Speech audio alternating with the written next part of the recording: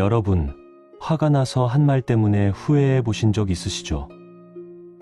분노의 순간에 내뱉은 말들이 관계를 망치고 나중에 마음을 더욱 무겁게 만들어 본 경험이 있으실 겁니다.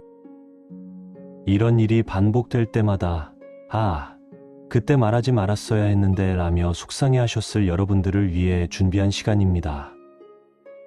오늘은 화가 날 때 입을 열지 않고도 분노를 지혜롭게 다스리는 구체적인 방법을 알려드리겠습니다. 금강경과 법구경의 가르침을 바탕으로 한 이 방법을 익히시면 앞으로는 화를 내고 난 후에 후회와 상처 대신 마음의 평정을 얻으실 수 있을 것입니다.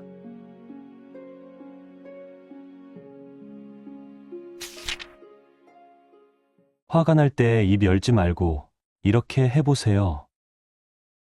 화가 날 때 우리는 종종 그 감정에 휩싸여 말을 쏟아내고 싶어집니다. 하지만 화난 상태에서 나온 말은 마치 날카로운 칼과 같아서 한 번 뱉은 말은 되돌릴 수 없죠. 특히 나이가 들수록 가족이나 주변 사람들과의 관계에서 이런 순간들이 더욱 소중하게 느껴집니다. 오늘은 화가 날 때 입을 열기 전에 할 수 있는 지혜로운 방법에 대해 이야기해 보겠습니다. 어느 날, 한 제자가 부처님께 다급하게 달려왔습니다. 스승님, 저는 화가 날 때마다 참을 수 없이 말을 해버립니다. 그리고 나중에 후회하게 되는데 어떻게 하면 좋을까요? 부처님께서는 고요히 미소를 지으시며 말씀하셨습니다. 제자야, 화가 났을 때 입을 여는 것은 집에 불이 났는데 부채질을 하는 것과 같다. 불길은 더욱 커지고 모든 것을 태워버리고 만다. 그렇습니다. 화라는 감정은 우리 마음속에서 타오르는 불과 같습니다. 이 불에 말이라는 바람을 넣어주면 걷잡을 수 없이 번져나가죠. 그렇다면 화가 날 때는 어떻게 해야 할까요? 먼저 깊게 숨을 들이마시고 내쉬어 보세요. 숨을 고르는 것만으로도 우리 마음은 한결 차분해집니다. 마치 거친 바람이 불던 호수가 잔잔해지듯이 말입니다. 법구경에서는 이렇게 가르치고 있습니다. 노여움을 노여움으로 갚으면 노여움은 결코 그치지 않는다. 이 말씀의 의미는 참으로 깊습니다. 화를 화로 대응하면 그 화는 끝없이 순환하며 커져만 갑니다. 마치 메아리가 산에서 되돌아오듯 우리가 던진 화난 말은 더 큰 화로 되돌아오죠. 여러분도 경험해 보셨을 겁니다. 자식들과 다툴 때, 배우자와 언성을 높일 때, 그 순간의 화가 얼마나 많은 상처를 남기는지 말입니다. 그래서 화가 날 때는 먼저 멈춤이 필요합니다. 화가 치밀어 오를 때 마음속으로 이렇게 말해보세요. 잠깐, 이 화는 내가 만들어낸 것이다. 내가 만들었으니 내가 다스릴 수 있다. 이것이 바로 불교에서 말하는 마음 다스리기의 첫걸음입니다. 부처님은 또 다른 비유로 말씀하셨습니다. 제자야, 화난 마음은 뜨거운 숯불을 맨손으로 잡고 남을 던지려는 것과 같다. 남을 해치기 전에 먼저 자신의 손이 타버린다. 정말 그렇습니다. 화를 내면서 가장 먼저 상처받는 것은 바로 우리 자신입니다. 혈압이 오르고 마음이 불편해지고 밤에 잠도 제대로 오지 않죠. 그렇다면 구체적으로 화가 날 때는 어떻게 해야 할까요? 첫 번째, 침묵하기입니다. 화가 날 때 즉시 반응하지 말고 마음속으로 10가지 천천히 세어보세요.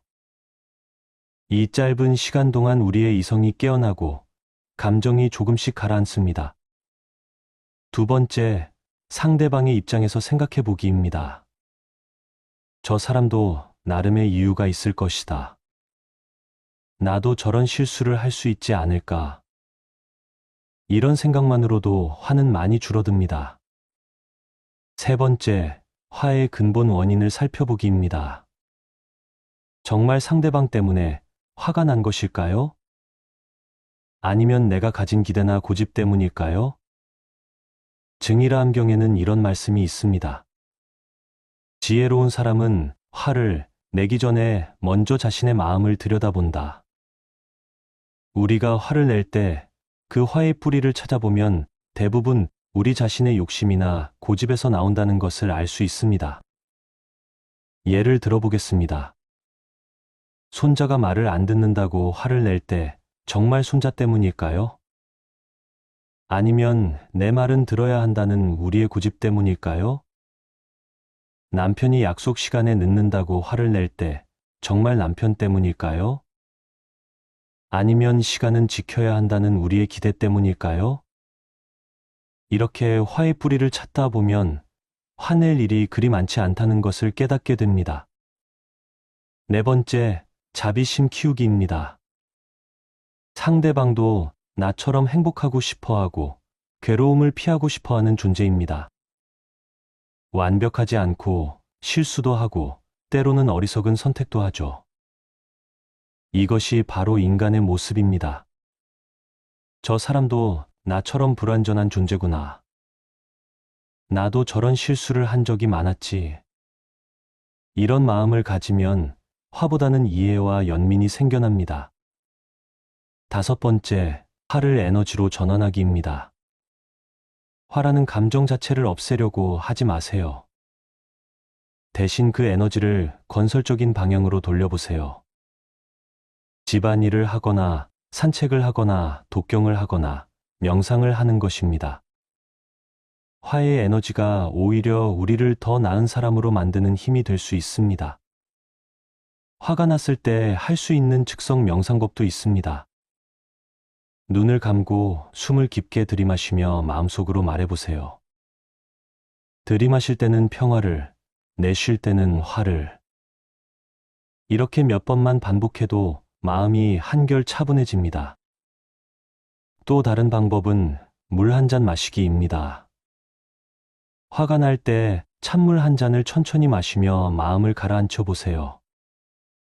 물이 목을 타고 넘어가는 시원함이 마음의 열기도 식혀줍니다. 금강경에서는 모든 현상은 꿈과 같고 환상과 같다고 가르칩니다. 지금 화나게 하는 그 일도 한 달 후에는, 한 해 후에는 어떻게 기억될까요? 아마 별것 아닌 일로 여겨질 가능성이 높습니다. 시간이라는 강물 앞에서 모든 일은 작아집니다. 지금 당장은 큰 산처럼 보이는 문제도 시간이 지나면 작은 언덕에 불과하죠. 그렇다면 처음부터 그렇게 받아들이면 어떨까요? 이 일도 지나갈 것이다. 모든 것은 무상하다. 이런 마음을 가지면 화낼 일이 많이 줄어듭니다. 화를 다스리는 것은 단순히 참는 것이 아닙니다. 화라는 감정을 이해하고 그 에너지를 지혜롭게 사용하는 것입니다. 마치 물레방아가 물의 힘을 이용해 곡식을 빻듯이 우리도 화의 에너지를 이용해 더 나은 사람이 될 수 있습니다. 화가 날 때마다 이렇게 연습해 보세요. 처음에는 어렵겠지만 점점 자연스러워질 것입니다. 마치 텃밭을 가꾸듯이 매일매일 정성을 들이면 반드시 결실을 맺게 됩니다. 나이가 들수록 우리에게 가장 소중한 것은 평화로운 마음입니다. 가족과의 화목, 이웃과의 화합, 그리고 내면의 고요한 말입니다. 화를 다스리는 것은 이 모든 것을 지키는 첫걸음입니다. 오늘부터 화가 날 때는 입을 열기 전에 잠시 멈춰보세요. 그리고 마음속 깊은 곳에서 지혜의 목소리에 귀 기울여 보세요. 이 화를 어떻게 지혜롭게 다룰 것인가? 이 상황에서 나는 어떤 사람이 되고 싶은가? 이런 질문들이 여러분을 더 성숙하고 지혜로운 사람으로 이끌어 줄 것입니다. 화를 다스리는 것은 자신과의 약속입니다. 나는 화에 휘둘리지 않고 지혜롭게 살겠다는 다짐이죠. 이 약속을 지켜나가는 여러분의 모습이 가족들에게, 주변 사람들에게 얼마나 큰 감동과 가르침이 될지 생각해 보세요. 화를 다스린 마음은 맑은 거울과 같습니다. 모든 것을 있는 그대로 비추되 더럽혀지지 않습니다. 그런 마음으로 살아가는 여러분이 되시길 진심으로 기원합니다. 지혜롭게 감정을 다스리는 방법. 나이가 들어갈수록 우리는 참으로 다양한 감정들과 마주하게 됩니다. 자식들에 대한 걱정, 건강에 대한 불안, 지난 세월에 대한 아쉬움, 때로는 깊은 외로움까지도 느끼게 되죠. 이런 감정들이 마음속에 일어날 때마다 우리는 어떻게 해야 할지 막막해하곤 합니다. 어느 날, 한 제자가 부처님께 이런 질문을 드렸습니다. 스승님, 제 마음에는 늘 걱정과 불안이 가득합니다. 이런 감정들을 어떻게 다스려야 할까요? 부처님께서는 조용히 미소를 지으시며 말씀하셨습니다. 제자야, 감정이란 것은 마치 하늘을 지나가는 구름과 같으니라. 구름이 하늘을 가리기도 하지만 결국은 바람에 실려 흘러가지 않느냐. 이 말씀 속에는 깊은 지혜가 담겨 있습니다. 우리가 느끼는 모든 감정들은 영원하지 않다는 것이죠. 마치 구름이 하늘을 잠깐 가렸다가 사라지듯 우리 마음속의 걱정이나 불안, 슬픔도 언젠가는 지나간다는 뜻입니다. 하지만 이것만으로는 충분하지 않습니다. 실제로 그 감정의 파도가 밀려올 때 우리는 어떻게 해야 할까요? 먼저 이해해야 할 것은 감정을 억누르거나 없애려고 하면 안 된다는 것입니다. 마치 물속에 떠 있는 공을 손으로 눌러 가라앉히려고 하면 더욱 세게 튀어오르는 것과 같습니다. 우리의 감정도 마찬가지입니다. 대신 이렇게 해보세요. 감정이 일어나는 것을 있는 그대로 바라보는 것입니다. 아, 지금 내 마음에 걱정이 일어나고 있구나. 아, 지금 내가 외로움을 느끼고 있구나 하고 차분히 인정하는 것이죠. 이것을 법구경에서는 관찰의 지혜라고 부릅니다. 마치 높은 산 위에서 아래쪽 골짜기를 내려다보듯 우리 마음의 상태를 한 걸음 뒤에서 지켜보는 것입니다. 여러분, 잠깐 상상해 보세요. 고요한 연못가에 앉아 있다고 생각해 보세요. 연못 위로 떨어지는 나무잎 하나를 바라보고 있습니다. 그 나무잎이 물 위에 떨어져서 잔물결을 일으키고 천천히 가라앉아 가는 모습을 그저 지켜보고만 있는 거죠. 이때 우리는 그 나무잎을 붙잡으려고 하지도 않고 밀어내려고 하지도 않습니다. 그냥 자연스럽게 일어나는 현상을 바라볼 뿐이죠. 우리의 감정도 이와 같습니다. 제자가 다시 물었습니다. 스승님, 그렇게 바라보기만 하면 감정이 사라지나요? 부처님께서 대답하셨습니다. 바라봄 자체가 변화의 시작이니라. 마치 어둠 속에 촛불 하나를 켜면 어둠이 저절로 사라지는 것처럼 말이다. 정말로 그렇습니다. 우리가 감정을 있는 그대로 바라보기 시작하면 그 감정은 이미 우리를 지배하지 못하게 됩니다. 마치 영화를 보고 있다가 문득 아, 이건 영화구나 하고 깨달으면 그 순간부터 영화에 완전히 빠져있던 상태에서 벗어나는 것과 같죠. 이제 좀 더 구체적인 방법들을 말씀드려 보겠습니다. 첫 번째는 호흡과 함께하는 것입니다. 감정이 일어날 때 천천히 깊은 숨을 들이마시고 내쉬어 보세요. 숨을 들이마실 때는 지금 이 순간을 받아들입니다 하고 마음속으로 말하고, 숨을 내쉴 때는 모든 것을 내려놓습니다 하고 말해보세요. 이것은 단순해 보이지만 정말로 강력한 방법입니다. 우리의 호흡은 마음과 몸을 연결하는 다리와 같거든요. 호흡이 깊어지고 고르게 되면 마음도 자연스럽게 안정됩니다. 두 번째는 몸의 감각을 살펴보는 것입니다. 감정이 일어날 때 우리 몸에는 어떤 변화가 생기는지 주의 깊게 관찰해 보세요. 어깨가 굳어지는지, 가슴이 답답해지는지, 배가 조이는 듯한 느낌이 드는지 살펴보는 것이죠. 그리고 그 부분에 따뜻한 손을 대고 부드럽게 말해주세요. 괜찮다, 괜찮다. 이것도 지나갈 거야 하고 말입니다. 마치 아픈 손자, 손녀를 달래주듯 우리 자신을 위로해주는 것입니다. 세 번째는 감정의 이름을 붙여주는 것입니다. 막연하게 기분이 안 좋다 하지 말고 정확히 무엇을 느끼고 있는지 구체적으로 말해보세요. 아, 지금 나는 자식에 대한 걱정을 하고 있구나. 아, 지금 나는 건강에 대한 불안을 느끼고 있구나 하고 명확히 하는 것이죠. 이렇게 감정의 이름을 붙여주면 그 감정이 우리 전체를 지배하지 못하게 됩니다. 마치 거대한 바다에 떠 있는 하나의 파도에 이름표를 달아주는 것과 같습니다. 그 파도는 바다 전체가 아니라 바다 위에 일어나는 하나의 현상일 뿐이라는 것을 알게 되는 거죠. 금강경에는 이런 말씀이 있습니다. 모든 현상은 꿈과 같고 환상과 같으며 거품과 같고 그림자와 같으니라. 이 말씀은 우리의 감정 또한 마찬가지라는 것을 의미합니다. 아무리 강렬하고 현실적으로 느껴지는 감정이라도 결국은 우리 마음이 만들어낸 하나의 현상일 뿐입니다. 영원하지도 않고 우리의 본질을 바꾸지도 못합니다. 하지만 이렇게 말하면 혹시 이런 생각이 드실지도 모르겠습니다. 그럼 감정이란 게 아무 의미 없는 건가요?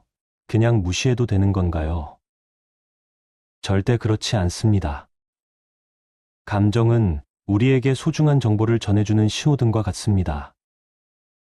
걱정이나 불안이 일어나면, 아, 내가 지금 무언가에 집착하고 있구나 하고 깨달을 수 있습니다. 화가 나면, 아, 내가 지금 현실을 받아들이지 못하고 있구나 하고 알 수 있습니다.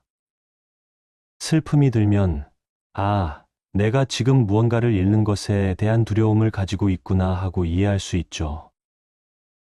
이처럼 감정은 우리의 적이 아니라 우리가 더 깊이 자신을 이해할 수 있도록 도와주는 선생님과 같습니다. 또 다른 제자가 물었습니다. 스승님, 그렇다면 슬픔이나 고통도 그냥 받아들여야 하는 건가요? 부처님께서 말씀하셨습니다. 제자야, 첫 번째 화살은 피할 수 없지만 두 번째 화살은 우리가 선택할 수 있느니라. 이 말씀의 의미는 이렇습니다. 인생을 살다 보면 피할 수 없는 고통이 있습니다. 사랑하는 사람과의 이별, 질병, 노화, 경제적 어려움 같은 것들이죠. 이것이 첫 번째 화살입니다. 하지만 우리는 거기서 그치지 않고 그 고통에 대해 또다시 고민하고 원망하고 미워하고 후회합니다. 왜 하필 나에게 이런 일이, 내가 뭘 잘못했길래, 앞으로 어떻게 살아야 하나 하면서 스스로에게 두 번째 화살을 쏘는 것입니다. 지혜로운 사람은 첫 번째 화살은 어쩔 수 없이 맞더라도 두 번째 화살은 피할 줄 압니다. 고통을 고통으로 받아들이되 그것에 대한 추가적인 고민이나 저항은 내려놓는 것이죠. 실제로 우리 일상에서 이를 어떻게 적용할 수 있을까요? 예를 들어, 자식이 연락을 자주 하지 않아서 걱정이 될 때가 있으시죠? 이때 첫 번째 화살은 자식이 걱정된다는 자연스러운 마음입니다.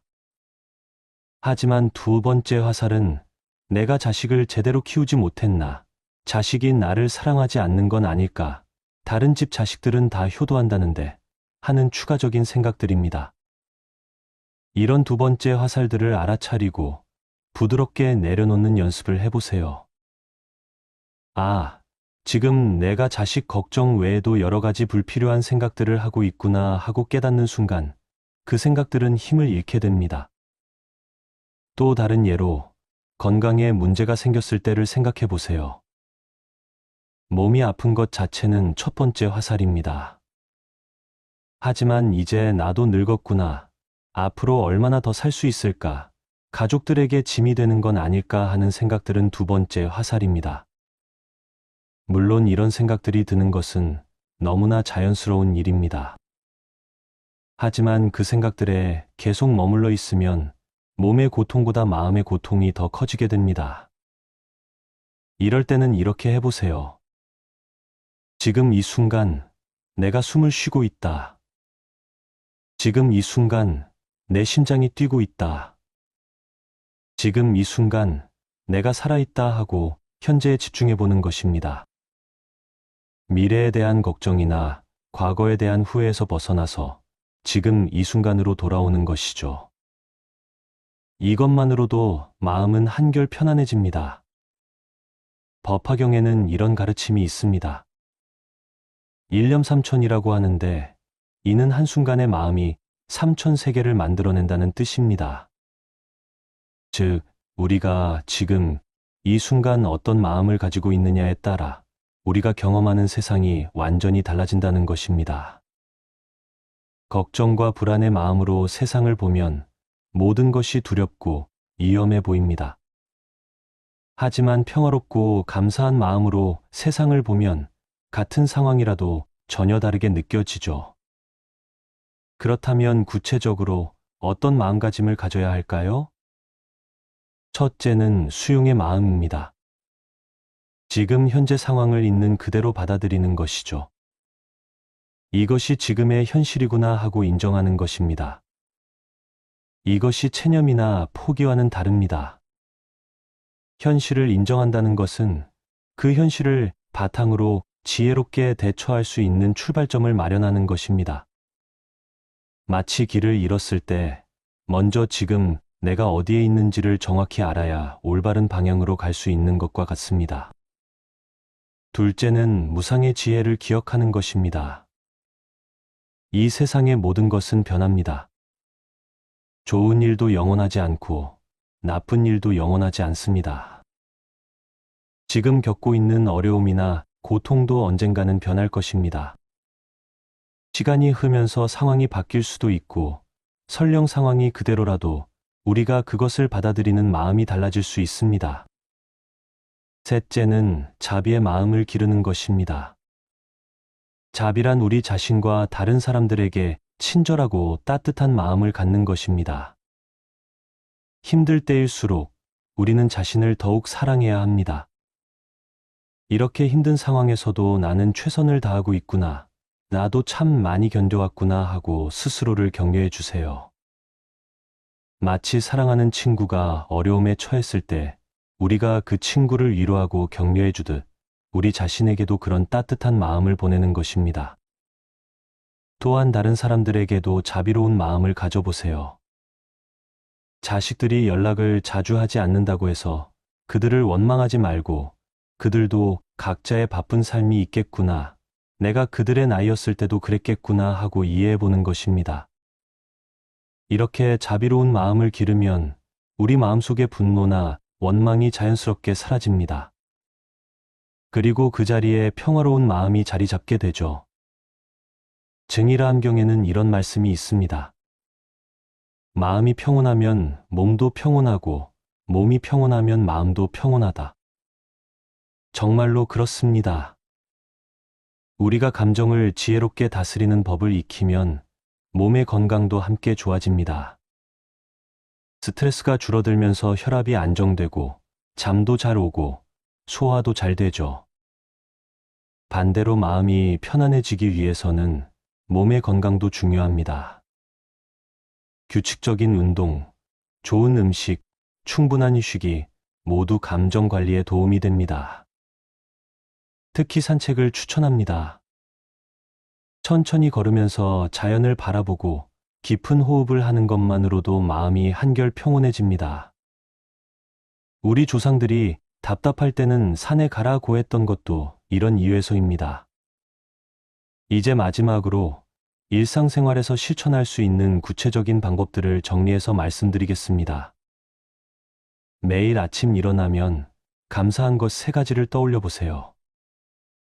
오늘도 건강하게 잠에서 깨어났다, 사랑하는 가족이 있다, 따뜻한 집이 있다 같은 것들 말이죠. 이런 작은 습관이 하루 종일 우리 마음을 긍정적으로 만들어줍니다. 감정이 일어날 때마다 멈춤, 호흡, 관찰이라는 3단계를 기억해 보세요. 먼저 모든 행동을 멈추고 깊은 호흡을 3번 하고 지금 내 마음 상태를 관찰하는 것입니다.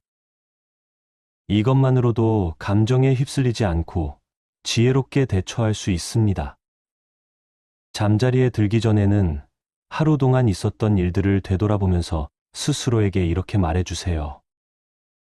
오늘 하루도 최선을 다했구나. 잘못한 일이 있다면 내일은 더 잘할 거야. 지금은 모든 것을 내려놓고 편안히 쉬자. 여러분, 감정을 지혜롭게 다스린다는 것은 감정을 없애는 것이 아닙니다. 감정과 친구가 되는 것입니다. 감정이 우리에게 무엇을 말하려고 하는지 귀 기울여 듣고 그것을 통해 우리 자신을 더 깊이 이해하는 것입니다. 그리고 무엇보다 중요한 것은 완벽하지 않아도 괜찮다는 것을 인정하는 것입니다. 때로는 감정에 휩쓸릴 수도 있고 지혜롭게 대처하지 못할 때도 있을 것입니다. 하지만 그것조차도 인간다운 모습이고 우리가 성장해 나가는 과정의 일부입니다. 부처님께서도 말씀하셨습니다. 깨달음이란 한순간에 이루어지는 것이 아니라 매일매일 조금씩 자라나는 것이니라. 여러분도 서두르지 마시고 천천히 하루하루 조금씩 연습해 보세요. 그러면 어느 순간 예전과는 확실히 달라진 자신을 발견하게 될 것입니다. 마음이 더 평온해지고 감정의 파도에 흔들리지 않는 안정된 내적 평화를 경험하게 될 것입니다. 그리고 그 평화로움이 여러분의 가족과 주변 사람들에게도 전해져서 모두가 함께 행복해질 수 있을 것입니다. 오늘 말씀드린 내용들이 여러분의 삶에 작은 도움이 되기를 진심으로 바랍니다. 늘 건강하시고 마음의 평안을 잃지 않으시기를 기원합니다. 화가 날 때 입 열지 말고 이렇게 해보세요. 화가 날 때 우리는 종종 그 감정에 휩싸여 말을 쏟아내고 싶어집니다. 하지만 화난 상태에서 나온 말은 마치 날카로운 칼과 같아서 한 번 뱉은 말은 되돌릴 수 없죠. 특히 나이가 들수록 가족이나 주변 사람들과의 관계에서 이런 순간들이 더욱 소중하게 느껴집니다. 오늘은 화가 날 때 입을 열기 전에 할 수 있는 지혜로운 방법에 대해 이야기해 보겠습니다. 어느 날, 한 제자가 부처님께 다급하게 달려왔습니다. 스승님, 저는 화가 날 때마다 참을 수 없이 말을 해버립니다. 그리고 나중에 후회하게 되는데 어떻게 하면 좋을까요? 부처님께서는 고요히 미소를 지으시며 말씀하셨습니다. 제자야, 화가 났을 때 입을 여는 것은 집에 불이 났는데 부채질을 하는 것과 같다. 불길은 더욱 커지고 모든 것을 태워버리고 만다. 그렇습니다. 화라는 감정은 우리 마음속에서 타오르는 불과 같습니다. 이 불에 말이라는 바람을 넣어주면 걷잡을 수 없이 번져나가죠. 그렇다면 화가 날 때는 어떻게 해야 할까요? 먼저 깊게 숨을 들이마시고 내쉬어 보세요. 숨을 고르는 것만으로도 우리 마음은 한결 차분해집니다. 마치 거친 바람이 불던 호수가 잔잔해지듯이 말입니다. 법구경에서는 이렇게 가르치고 있습니다. 노여움을 노여움으로 갚으면 노여움은 결코 그치지 않는다. 이 말씀의 의미는 참으로 깊습니다. 화를 화로 대응하면 그 화는 끝없이 순환하며 커져만 갑니다. 마치 메아리가 산에서 되돌아오듯 우리가 던진 화난 말은 더 큰 화로 되돌아오죠. 여러분도 경험해 보셨을 겁니다. 자식들과 다툴 때, 배우자와 언성을 높일 때, 그 순간의 화가 얼마나 많은 상처를 남기는지 말입니다. 그래서 화가 날 때는 먼저 멈춤이 필요합니다. 화가 치밀어 오를 때 마음속으로 이렇게 말해보세요. 잠깐, 이 화는 내가 만들어낸 것이다. 내가 만들었으니 내가 다스릴 수 있다. 이것이 바로 불교에서 말하는 마음 다스리기의 첫걸음입니다. 부처님은 또 다른 비유로 말씀하셨습니다.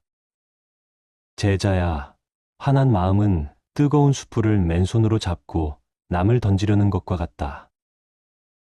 남을 해치기 전에 먼저 자신의 손이 타버린다. 정말 그렇습니다. 화를 내면서 가장 먼저 상처받는 것은 바로 우리 자신입니다. 혈압이 오르고 마음이 불편해지고 밤에 잠도 제대로 오지 않죠. 그렇다면 구체적으로 화가 날 때는 어떻게 해야 할까요? 첫 번째, 침묵하기입니다. 화가 날 때 즉시 반응하지 말고 마음속으로 10가지 천천히 세어보세요. 이 짧은 시간 동안 우리의 이성이 깨어나고 감정이 조금씩 가라앉습니다. 두 번째, 상대방의 입장에서 생각해 보기입니다. 저 사람도 나름의 이유가 있을 것이다. 나도 저런 실수를 할 수 있지 않을까. 이런 생각만으로도 화는 많이 줄어듭니다. 세 번째, 화의 근본 원인을 살펴보기입니다. 정말 상대방 때문에 화가 난 것일까요? 아니면 내가 가진 기대나 고집 때문일까요? 증이라 함경에는 이런 말씀이 있습니다. 지혜로운 사람은 화를 내기 전에 먼저 자신의 마음을 들여다본다. 우리가 화를 낼 때 그 화의 뿌리를 찾아보면 대부분 우리 자신의 욕심이나 고집에서 나온다는 것을 알 수 있습니다. 예를 들어보겠습니다. 손자가 말을 안 듣는다고 화를 낼 때 정말 손자 때문일까요? 아니면 내 말은 들어야 한다는 우리의 고집 때문일까요? 남편이 약속 시간에 늦는다고 화를 낼 때 정말 남편 때문일까요? 아니면 시간은 지켜야 한다는 우리의 기대 때문일까요? 이렇게 화의 뿌리를 찾다 보면 화낼 일이 그리 많지 않다는 것을 깨닫게 됩니다. 네 번째, 자비심 키우기입니다. 상대방도 나처럼 행복하고 싶어하고 괴로움을 피하고 싶어하는 존재입니다. 완벽하지 않고 실수도 하고 때로는 어리석은 선택도 하죠. 이것이 바로 인간의 모습입니다. 저 사람도 나처럼 불완전한 존재구나. 나도 저런 실수를 한 적이 많았지. 이런 마음을 가지면 화보다는 이해와 연민이 생겨납니다. 다섯 번째, 화를 에너지로 전환하기입니다. 화라는 감정 자체를 없애려고 하지 마세요. 대신 그 에너지를 건설적인 방향으로 돌려보세요. 집안일을 하거나 산책을 하거나 독경을 하거나 명상을 하는 것입니다. 화의 에너지가 오히려 우리를 더 나은 사람으로 만드는 힘이 될 수 있습니다. 화가 났을 때 할 수 있는 즉석 명상법도 있습니다. 눈을 감고 숨을 깊게 들이마시며 마음속으로 말해보세요. 들이마실 때는 평화를, 내쉴 때는 화를. 이렇게 몇 번만 반복해도 마음이 한결 차분해집니다. 또 다른 방법은 물 한 잔 마시기입니다. 화가 날 때 찬물 한 잔을 천천히 마시며 마음을 가라앉혀 보세요. 물이 목을 타고 넘어가는 시원함이 마음의 열기도 식혀줍니다. 금강경에서는 모든 현상은 꿈과 같고 환상과 같다고 가르칩니다. 지금 화나게 하는 그 일도 한 달 후에는, 한 해 후에는 어떻게 기억될까요? 아마 별것 아닌 일로 여겨질 가능성이 높습니다. 시간이라는 강물 앞에서 모든 일은 작아집니다. 지금 당장은 큰 산처럼 보이는 문제도 시간이 지나면 작은 언덕에 불과하죠. 그렇다면 처음부터 그렇게 받아들이면 어떨까요? 이 일도 지나갈 것이다. 모든 것은 무상하다. 이런 마음을 가지면 화낼 일이 많이 줄어듭니다. 화를 다스리는 것은 단순히 참는 것이 아닙니다. 화라는 감정을 이해하고 그 에너지를 지혜롭게 사용하는 것입니다. 마치 물레방아가 물의 힘을 이용해 곡식을 빻듯이 우리도 화의 에너지를 이용해 더 나은 사람이 될 수 있습니다. 화가 날 때마다 이렇게 연습해 보세요. 처음에는 어렵겠지만 점점 자연스러워질 것입니다. 마치 텃밭을 가꾸듯이 매일매일 정성을 들이면 반드시 결실을 맺게 됩니다. 나이가 들수록 우리에게 가장 소중한 것은 평화로운 마음입니다. 가족과의 화목, 이웃과의 화합, 그리고 내면의 고요한 말입니다. 화를 다스리는 것은 이 모든 것을 지키는 첫걸음입니다. 오늘부터 화가 날 때는 입을 열기 전에 잠시 멈춰보세요. 그리고 마음속 깊은 곳에서 지혜의 목소리에 귀 기울여 보세요. 이 화를 어떻게 지혜롭게 다룰 것인가? 이 상황에서 나는 어떤 사람이 되고 싶은가? 이런 질문들이 여러분을 더 성숙하고 지혜로운 사람으로 이끌어 줄 것입니다. 화를 다스리는 것은 자신과의 약속입니다. 나는 화에 휘둘리지 않고 지혜롭게 살겠다는 다짐이죠. 이 약속을 지켜나가는 여러분의 모습이 가족들에게, 주변 사람들에게 얼마나 큰 감동과 가르침이 될지 생각해 보세요. 화를 다스린 마음은 맑은 거울과 같습니다. 모든 것을 있는 그대로 비추되 더럽혀지지 않습니다. 그런 마음으로 살아가는 여러분이 되시길 진심으로 기원합니다. 지혜롭게 감정을 다스리는 방법. 나이가 들어갈수록 우리는 참으로 다양한 감정들과 마주하게 됩니다. 자식들에 대한 걱정, 건강에 대한 불안, 지난 세월에 대한 아쉬움, 때로는 깊은 외로움까지도 느끼게 되죠. 이런 감정들이 마음속에 일어날 때마다 우리는 어떻게 해야 할지 막막해하곤 합니다. 어느 날, 한 제자가 부처님께 이런 질문을 드렸습니다. 스승님, 제 마음에는 늘 걱정과 불안이 가득합니다. 이런 감정들을 어떻게 다스려야 할까요? 부처님께서는 조용히 미소를 지으시며 말씀하셨습니다. 제자야, 감정이란 것은 마치 하늘을 지나가는 구름과 같으니라. 구름이 하늘을 가리기도 하지만 결국은 바람에 실려 흘러가지 않느냐.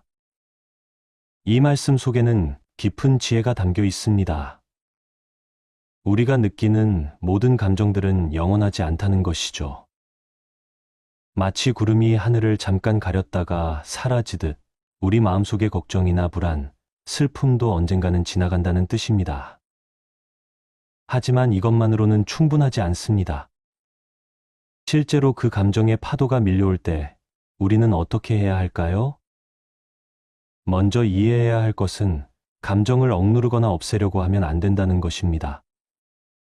마치 물속에 떠 있는 공을 손으로 눌러 가라앉히려고 하면 더욱 세게 튀어오르는 것과 같습니다. 우리의 감정도 마찬가지입니다. 대신 이렇게 해보세요. 감정이 일어나는 것을 있는 그대로 바라보는 것입니다. 아, 지금 내 마음에 걱정이 일어나고 있구나. 아, 지금 내가 외로움을 느끼고 있구나 하고 차분히 인정하는 것이죠. 이것을 법구경에서는 관찰의 지혜라고 부릅니다. 마치 높은 산 위에서 아래쪽 골짜기를 내려다보듯 우리 마음의 상태를 한 걸음 뒤에서 지켜보는 것입니다. 여러분, 잠깐 상상해 보세요. 고요한 연못가에 앉아 있다고 생각해 보세요. 연못 위로 떨어지는 나무잎 하나를 바라보고 있습니다. 그 나무잎이 물 위에 떨어져서 잔물결을 일으키고 천천히 가라앉아 가는 모습을 그저 지켜보고만 있는 거죠. 이때 우리는 그 나무잎을 붙잡으려고 하지도 않고 밀어내려고 하지도 않습니다. 그냥 자연스럽게 일어나는 현상을 바라볼 뿐이죠. 우리의 감정도 이와 같습니다. 제자가 다시 물었습니다. 스승님, 그렇게 바라보기만 하면 감정이 사라지나요? 부처님께서 대답하셨습니다. 바라봄 자체가 변화의 시작이니라. 마치 어둠 속에 촛불 하나를 켜면 어둠이 저절로 사라지는 것처럼 말이다. 정말로 그렇습니다. 우리가 감정을 있는 그대로 바라보기 시작하면 그 감정은 이미 우리를 지배하지 못하게 됩니다. 마치 영화를 보고 있다가 문득 아, 이건 영화구나 하고 깨달으면 그 순간부터 영화에 완전히 빠져있던 상태에서 벗어나는 것과 같죠. 이제 좀 더 구체적인 방법들을 말씀드려 보겠습니다. 첫 번째는 호흡과 함께하는 것입니다. 감정이 일어날 때 천천히 깊은 숨을 들이마시고 내쉬어 보세요. 숨을 들이마실 때는 지금 이 순간을 받아들입니다 하고 마음속으로 말하고, 숨을 내쉴 때는 모든 것을 내려놓습니다 하고 말해 보세요. 이것은 단순해 보이지만 정말로 강력한 방법입니다. 우리의 호흡은 마음과 몸을 연결하는 다리와 같거든요. 호흡이 깊어지고 고르게 되면 마음도 자연스럽게 안정됩니다. 두 번째는 몸의 감각을 살펴보는 것입니다. 감정이 일어날 때 우리 몸에는 어떤 변화가 생기는지 주의 깊게 관찰해 보세요. 어깨가 굳어지는지, 가슴이 답답해지는지, 배가 조이는 듯한 느낌이 드는지 살펴보는 것이죠. 그리고 그 부분에 따뜻한 손을 대고 부드럽게 말해주세요. 괜찮다, 괜찮다. 이것도 지나갈 거야 하고 말입니다. 마치 아픈 손자, 손녀를 달래주듯 우리 자신을 위로해주는 것입니다. 세 번째는 감정에 이름을 붙여주는 것입니다. 막연하게 기분이 안 좋다 하지 말고 정확히 무엇을 느끼고 있는지 구체적으로 말해보세요. 아, 지금 나는 자식에 대한 걱정을 하고 있구나. 아, 지금 나는 건강에 대한 불안을 느끼고 있구나 하고 명확히 하는 것이죠. 이렇게 감정에 이름을 붙여주면 그 감정이 우리 전체를 지배하지 못하게 됩니다. 마치 거대한 바다에 떠 있는 하나의 파도에 이름표를 달아주는 것과 같습니다. 그 파도는 바다 전체가 아니라 바다 위에 일어나는 하나의 현상일 뿐이라는 것을 알게 되는 거죠. 금강경에는 이런 말씀이 있습니다. 모든 현상은 꿈과 같고 환상과 같으며 거품과 같고 그림자와 같으니라. 이 말씀은 우리의 감정 또한 마찬가지라는 것을 의미합니다. 아무리 강렬하고 현실적으로 느껴지는 감정이라도 결국은 우리 마음이 만들어낸 하나의 현상일 뿐입니다. 영원하지도 않고 우리의 본질을 바꾸지도 못합니다. 하지만 이렇게 말하면 혹시 이런 생각이 드실지도 모르겠습니다. 그럼 감정이란 게 아무 의미 없는 건가요? 그냥 무시해도 되는 건가요? 절대 그렇지 않습니다. 감정은 우리에게 소중한 정보를 전해주는 신호등과 같습니다. 걱정이나 불안이 일어나면, 아, 내가 지금 무언가에 집착하고 있구나 하고 깨달을 수 있습니다. 화가 나면, 아, 내가 지금 현실을 받아들이지 못하고 있구나 하고 알 수 있습니다. 슬픔이 들면, 아, 내가 지금 무언가를 잃는 것에 대한 두려움을 가지고 있구나 하고 이해할 수 있죠. 이처럼 감정은 우리의 적이 아니라 우리가 더 깊이 자신을 이해할 수 있도록 도와주는 선생님과 같습니다. 또 다른 제자가 물었습니다. 스승님, 그렇다면 슬픔이나 고통도 그냥 받아들여야 하는 건가요? 부처님께서 말씀하셨습니다.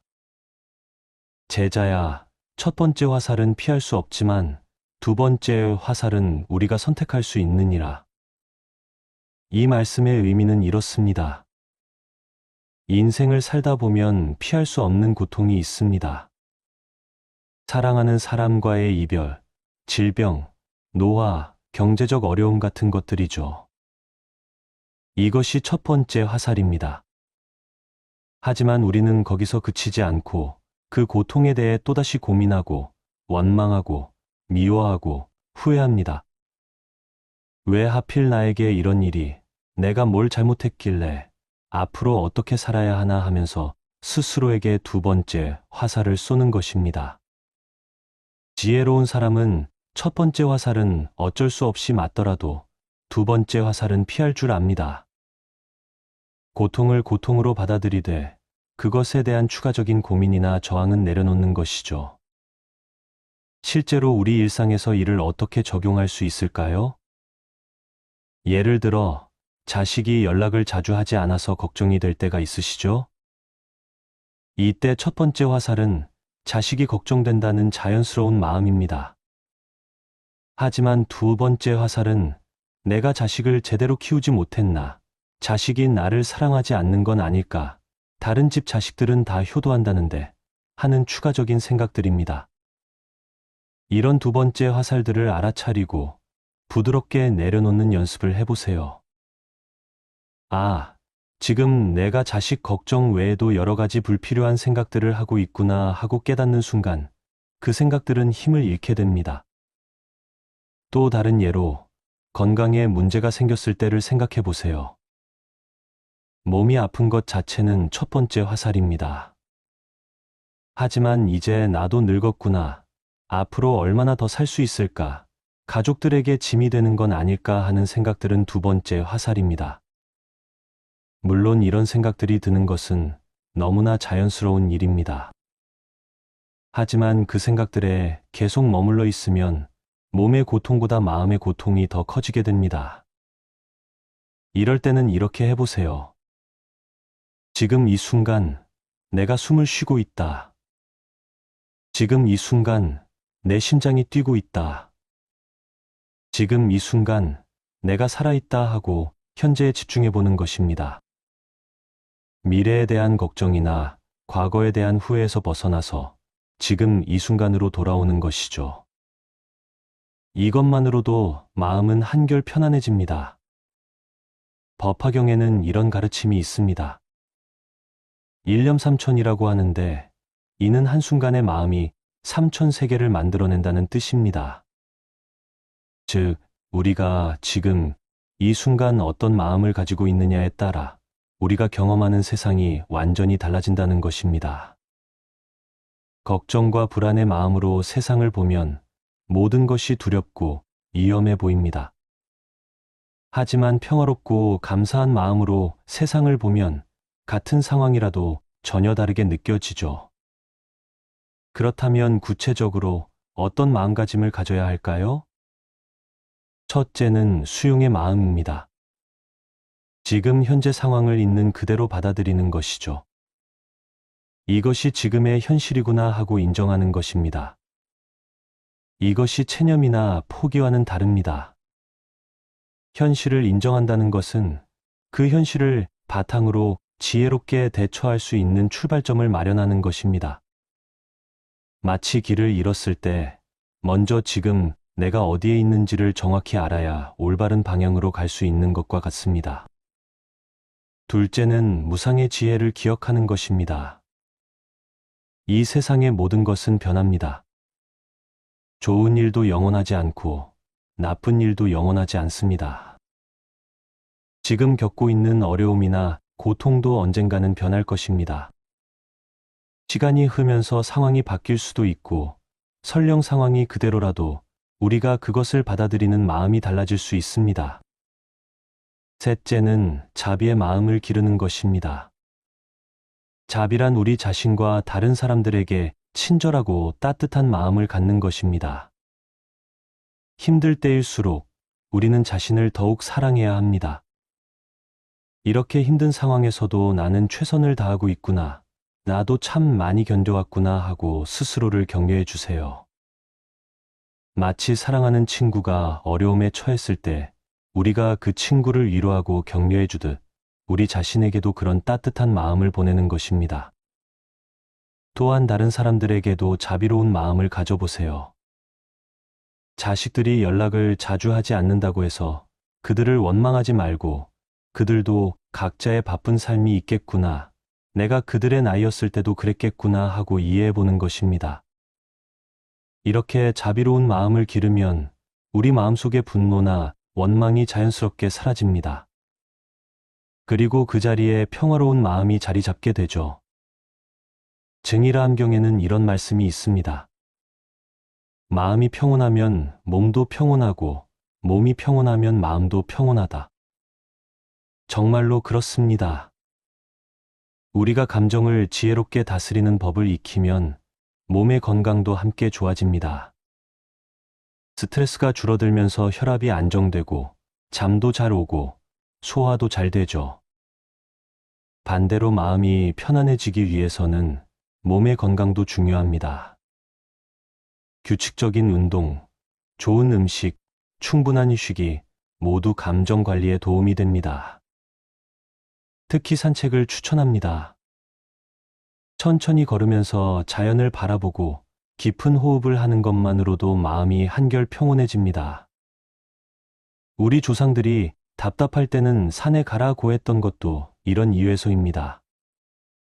이제 마지막으로 일상생활에서 실천할 수 있는 구체적인 방법들을 정리해서 말씀드리겠습니다.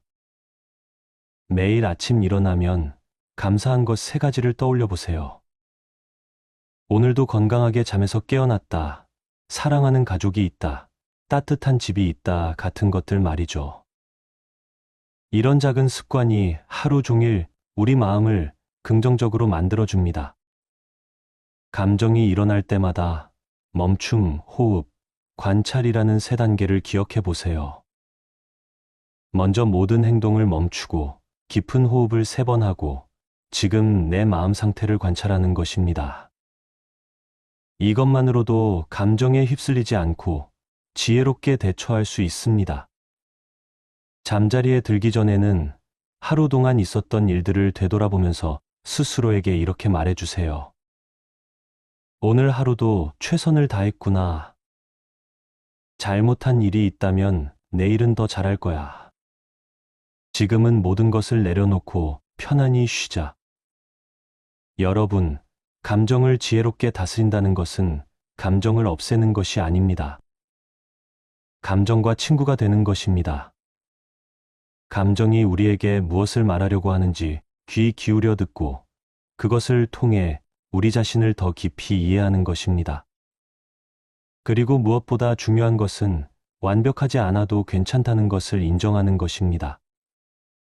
때로는 감정에 휩쓸릴 수도 있고 지혜롭게 대처하지 못할 때도 있을 것입니다. 하지만 그것조차도 인간다운 모습이고 우리가 성장해 나가는 과정의 일부입니다. 부처님께서도 말씀하셨습니다. 깨달음이란 한순간에 이루어지는 것이 아니라 매일매일 조금씩 자라나는 것이니라. 여러분도 서두르지 마시고 천천히 하루하루 조금씩 연습해 보세요. 그러면 어느 순간 예전과는 확실히 달라진 자신을 발견하게 될 것입니다. 마음이 더 평온해지고 감정의 파도에 흔들리지 않는 안정된 내적 평화를 경험하게 될 것입니다. 그리고 그 평화로움이 여러분의 가족과 주변 사람들에게도 전해져서 모두가 함께 행복해질 수 있을 것입니다. 오늘 말씀드린 내용들이 여러분의 삶에 작은 도움이 되기를 진심으로 바랍니다. 늘 건강하시고 마음의 평안을 잃지 않으시기를 기원합니다.